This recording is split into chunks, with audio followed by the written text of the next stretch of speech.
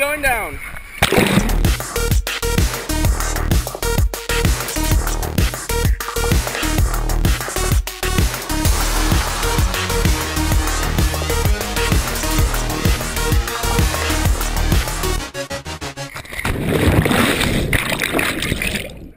Hey everyone, we're down at my mum and dad, and me and Sebastian are having a bit of fun driving around on the quad. And Ranya's there. So dog, I'm going to let her in.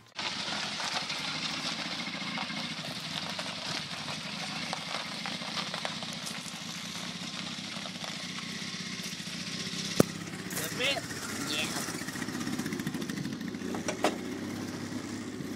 Yeah, on the road again. We are rolling again. La la la la la la la. We haven't gone to a. This is funny. We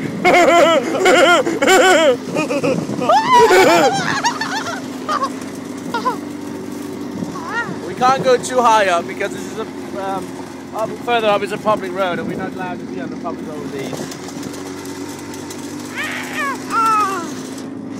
Oh my god! It's sweet!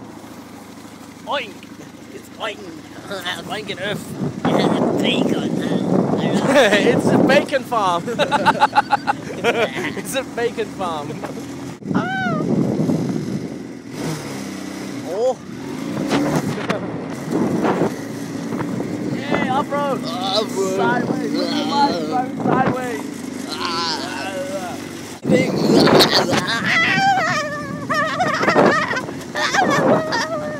Alrighty guys, we are making right now, getting ready to make molds. We bought some more putty. But we had to buy the old one I use, which I'm not too keen on, but this is the only one I could actually get a hand of. And some of you guys asked me what it is. This is the name, it's called polyester spardle, and it's like a plastic filler. And you can use it for cars. There's no English name on here, I don't think so, it's a bit silly. But this is the actual stuff. This here is the hardener. And you mix those two together. This is like a 1 to 10 ratio, I think it is. I'm not too sure though. I think it's 1 to 10 ratio. And it ends up like this when you mix them. Make sure you mix it very well. You haven't got forever. You only got like 10 minutes to get it done. 5-10 minutes. But you need to mix it very well and make sure you take enough, not too little. Because you haven't really got time to mix again and put it together. So rather make a bit too much than a bit too little. Sebastian is now making one of these. This is what I used to make it in. This is just made out of paint sticks. And this is the best way I found to make it. So what you can do is just put it like that and put a piece of wood inside. I'm going to probably link you the video down below to show you how I did it before. And Sebastian started this. This is what you start doing these. You cut some pieces, 2 short pieces like this. And 2 other even smaller pieces like that. Then you put it in like that. No more explanation needed. So one like that, one like that, and one like that on this side, and you put that down here. And you glue them. When they're hardened, make 2 of those, and you put them on top of each other, and there you go. You have one like this. And I just use wood glue. Then before I put my filler inside, I always put some tape on the inside, like this, normal packaging tape. Just fill it up on the inside around, and then it's ready to use. Air, because this is quite stinky. So I'm just going to do myself a favour and open my window like that. Good. And don't do this inside the house. If you've got a basement, ask your parents if you can do it first. Right, let me get some of this putty here. And I don't know how much I'm going to need, so I'm just going to estimate and try and guess it. So a bit more. As I mentioned before, rather too much than too little. And I'm going to take one more scoop, I think. There we go. That must be enough. So that's about enough for one. And right now there's no problem. You can leave that there. It won't go hard on you. Right, so one good thing, you need to lubricate your mold first. And that's why I put tape on the inside, the packaging, so I can just hold it like this and just give it a little bit of oil, not too much, but just make sure that you cover it. It just helps you to let the Bondo let go of it.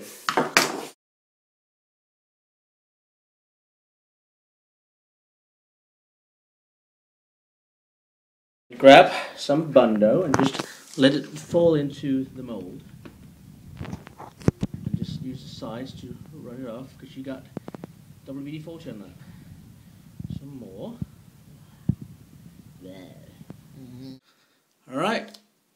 So now I've done that. Just lifting this over here. Quick spray. And then you use that to try and lift any air bubble. And this is to prevent getting any holes in the bottom of your mold. Go all the way down, not too hard, just make sure you shift some of the air bubbles because there will be air bubbles in there and you don't want trapped air bubbles. And then to help yourself, use this here and spray it a little bit more in. And you can take this and just do a zigzag movement. It's like you're cutting away all the excess you don't really want.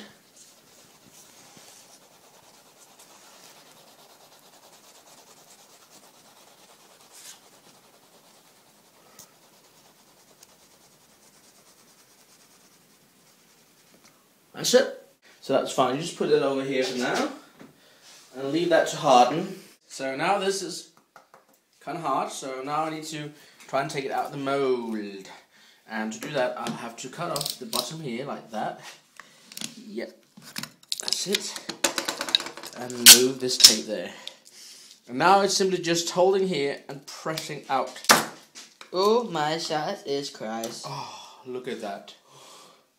That is the new mold. Looks quite even. Looks the same shape all over. And that looks nice. Let's just try and get the Mellow Monster and my Hiking to see the difference. This is my two old molds. This is the Mellow Monster. See, it's still higher. Ooh. But compared to the other one, it's lower. Yeah. So it's exactly what we wanted. Perfect. Alright, so I'm going to get ready to make the concave. I'm going to show you guys how I do. I'm making a line all the way through the bottom on both sides. Can't see yet, there. Then what you do is, you take the side here as well, turn it upside down like that, put that down there, and you do a line like that. Oh, sorry. You just hold on to both of them, like that. Come on. Teamwork. Help me. That's it. Like that. And do that on both sides. Alright, so this is going to be the height of my concave. Then you corner it off like this. You want to have this to be a dip. So you do like this, just make it round like that. And do that here as well. And you just take a file and you sand away all this here. All that has to go away, and you shape it nicely and round. And the same here on the side, all that there. So you take a file and you sand down like this until you get down to that line there, and these two lines are touching the file. Do that on both sides, and then you can round it off with a sandpaper, and it's going to be all nice and lovely. So yeah, I'm just going to be doing this now here, sort this out, and it's going to be awesome and epic. I have a line there, and I have a line out on the side here, on both sides. And what I do is take a file. I just have this. If you got something better than this, it's fine. So you just do like this, and you go down till you meet the line up there, and also on the side. Make sure you don't go over. When you've done that, you actually have your concave mostly.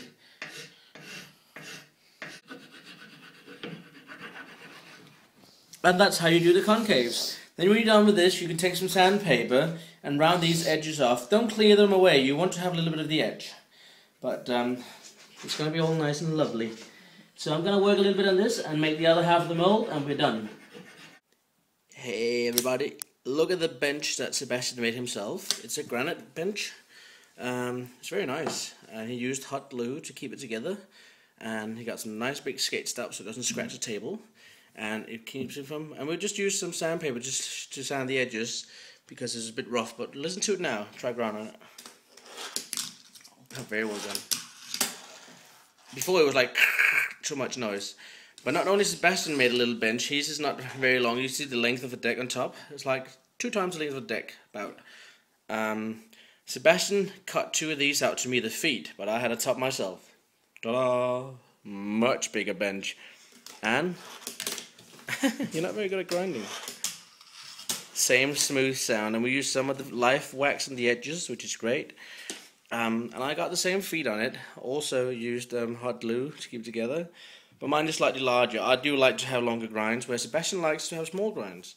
I like the fact because here I can do like a double grind, like come up 50-50, tail, something like that. And it's also quite wide. But that's it. Yeah, it's been a very long video, guys, so I'm going to see you all tomorrow. Take good care. Goodbye. Goodbye. Sleep well.